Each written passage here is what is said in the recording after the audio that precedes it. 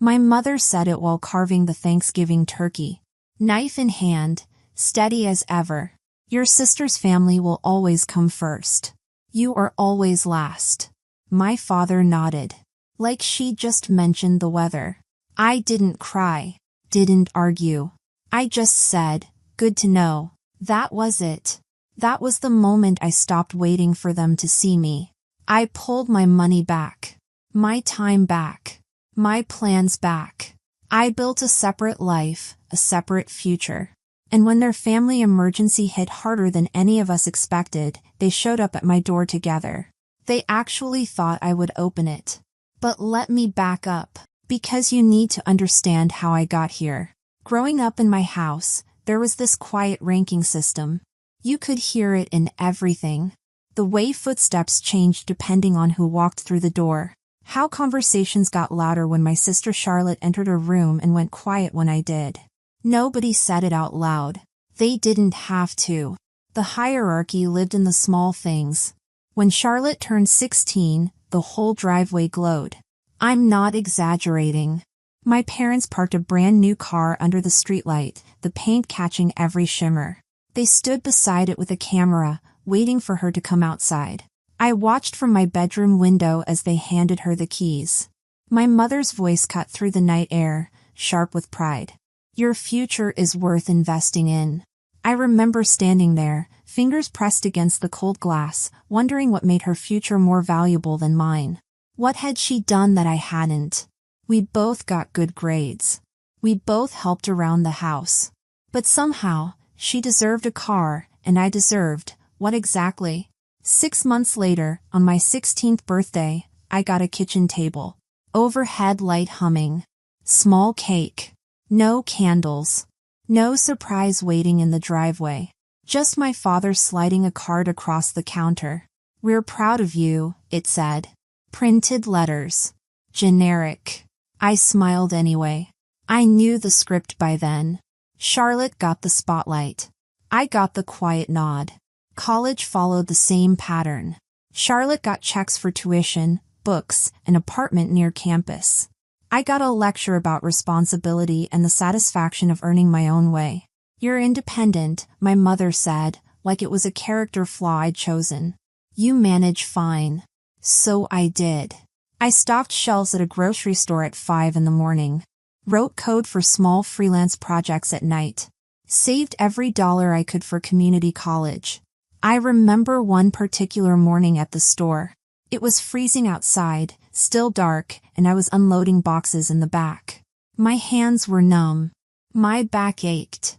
And I thought about Charlotte, probably still asleep in her warm apartment that our parents paid for. I wasn't jealous exactly. I was just tired. Tired of working twice as hard for half the recognition. During my last shift before fall semester, I remember staring at the break room fridge. Someone had taped up a family vacation photo. Beaches, umbrellas, arms thrown over shoulders. Everyone smiling. It hit me then. Charlotte had entire albums full of those moments. I didn't have a single family photo after age 13 where I wasn't standing at the edge of the frame. Like I was photobombing my own family. My associate degree graduation came and went. My parents were out of town that weekend for Charlotte's baby shower. I crossed the stage alone, my name echoing in a hall full of strangers. Afterward, I called home. My mother answered between errands. That's wonderful, honey, she said. Then, Charlotte's having contractions. We're helping her pack for the hospital. I'll call you later. She didn't. I sat in my car in that parking lot for an hour. Just sat there, holding my degree. Watching other graduates take photos with their families. Watching parents cry happy tears and grandparents beam with pride. I told myself it was fine. I told myself I didn't need that. But I did. I really did. When I transferred to a 4-year university on partial scholarship, they called it a nice little achievement. Charlotte's wedding, though? Event of the decade.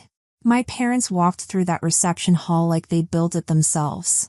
I stood near the bar while relatives told me how lucky I was to have a sister with such a perfect life. As if her shine somehow reflected on me. It didn't. Not really. After I graduated with my engineering degree, after all those long nights choosing survival over sleep more times than I could count, I waited to see if anyone would notice. My mother congratulated me while pouring juice for Charlotte's toddler. My father asked if I had any job prospects yet, while Marcus talked loudly about refinancing their house. Nobody asked how I managed it alone. Nobody asked what I wanted next. Nobody asked if I was okay. By then, I'd learned to stop expecting space to open for me. I carved out my own. Small at first.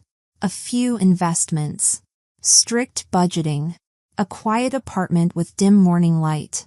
My name wasn't on the family photo wall, but it was finally on my own lease. My own plans. My own future.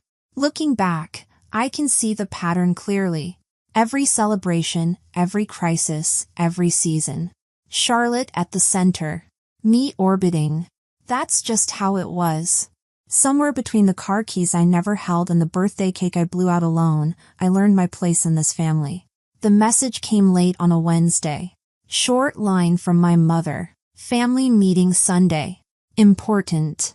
No context. No question about whether I was free. It felt like an appointment, not an invitation. When I walked into their living room that weekend, the air was tight with quiet panic. Papers spread across the coffee table. Bills. Notices. Payment overdue stamps everywhere. Highlighted sections on bank statements.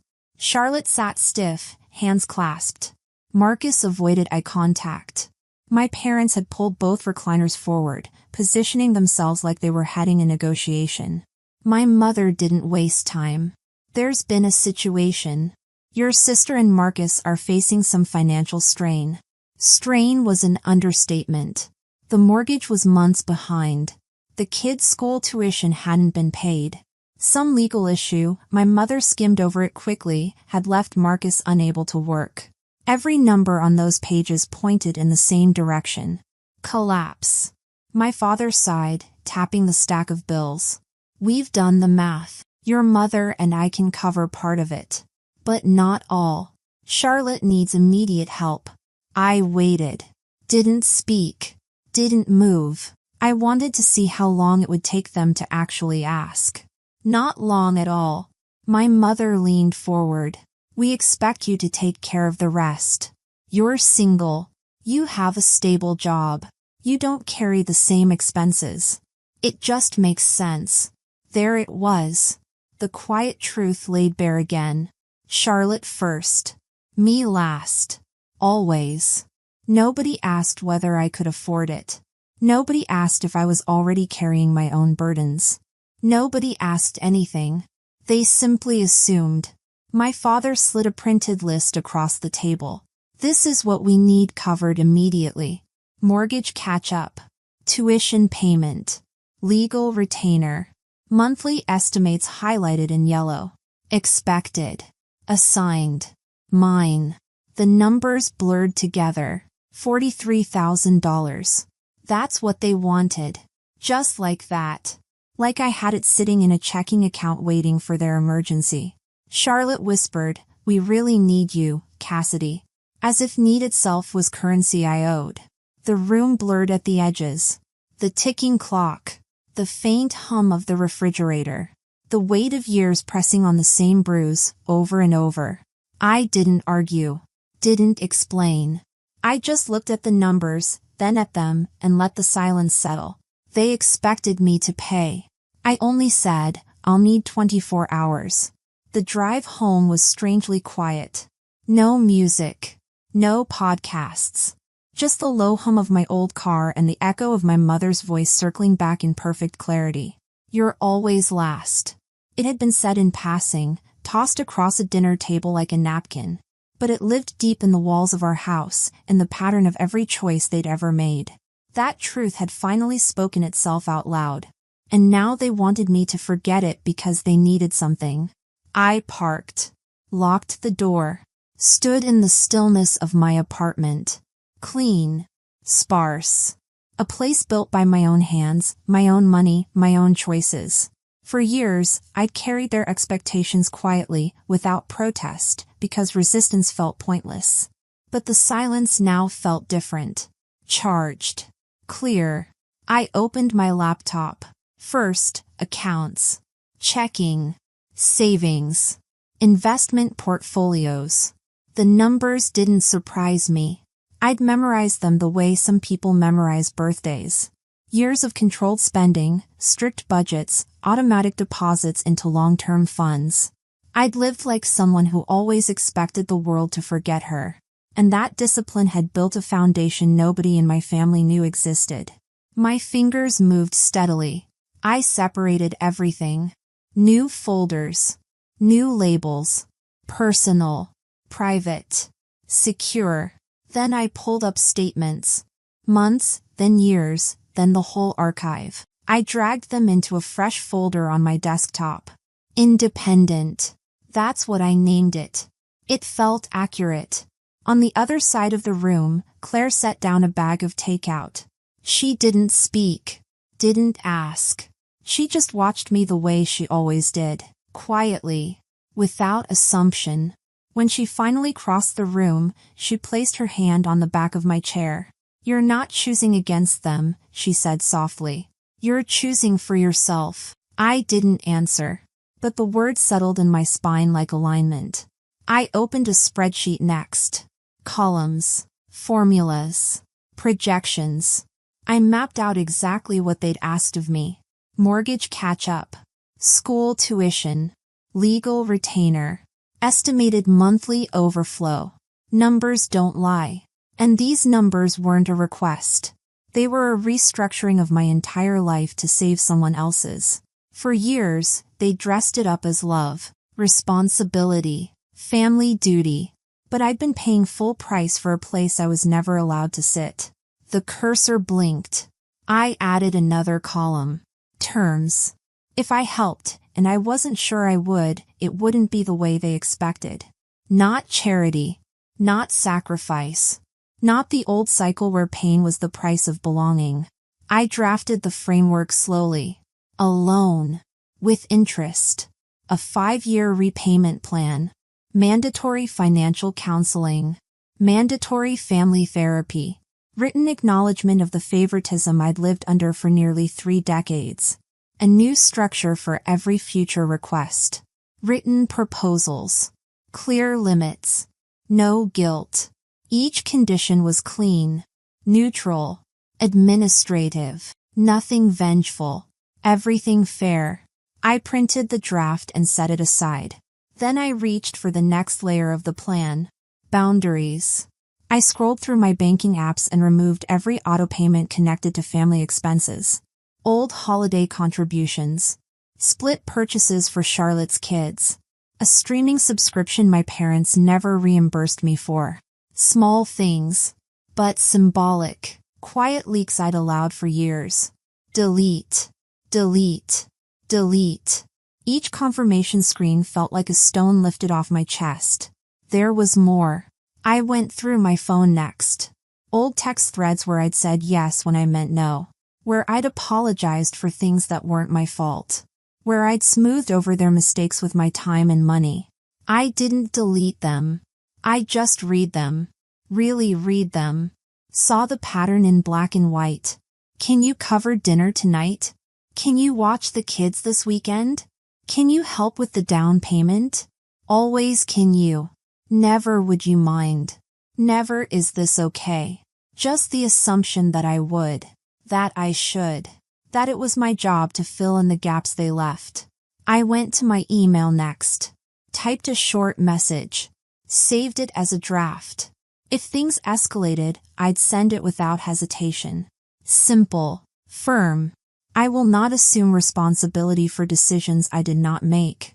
My apartment was silent except for the soft hum of the heater kicking on. Claire sat on the couch now, legs folded beneath her, watching me without interrupting. There was no pity in her eyes. Only recognition. You've been holding your breath your whole life, she said gently. Tonight's the first time I've seen you exhale. Maybe she was right. My shoulders felt lower. My jaw unclenched. I returned to the table, gathered the printed pages into a neat stack, and placed them inside a plain folder. No dramatic labels. No markings. Just order. I imagined the scene tomorrow. My parents leaning forward.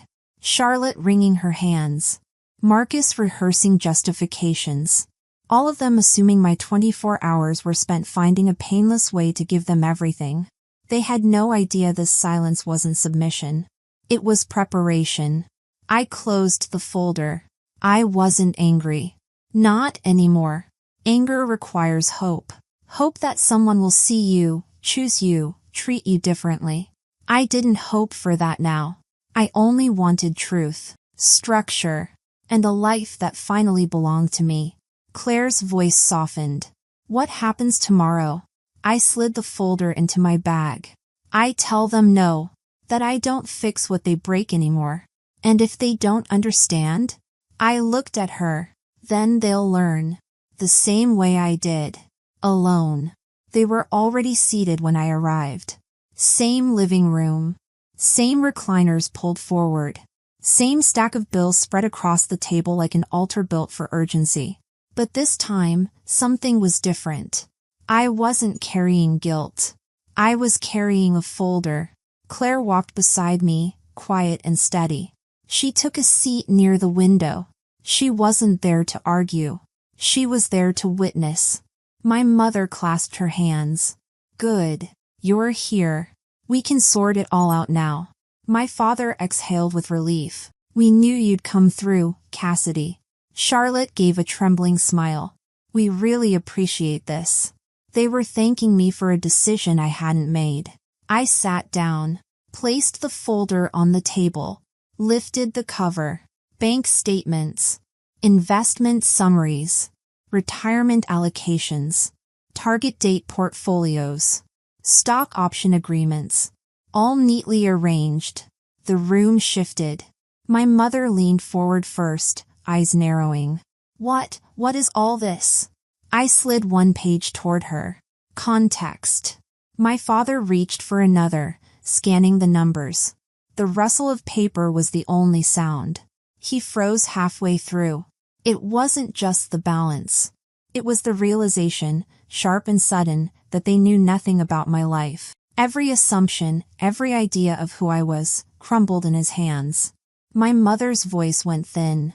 Why didn't you ever tell us you were doing this well? You never asked, I said. Silence dropped. Clean and absolute. I pulled out the next document.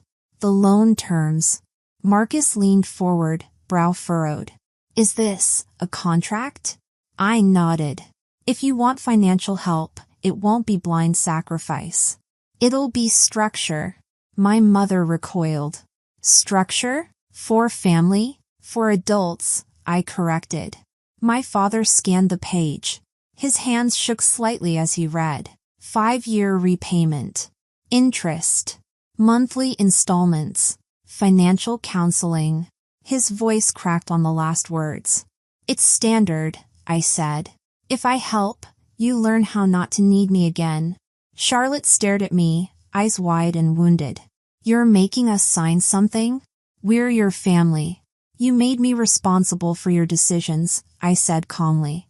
This prevents that from happening again. Marcus bristled. This doesn't feel fair. I cut in. It is fair. He went silent. I continued. There's more. You'll attend therapy. Not to assign blame, but to understand the system we've all been living in. My mother stiffened. We're not dysfunctional. You told me I was always last, I reminded her quietly. That was dysfunction speaking.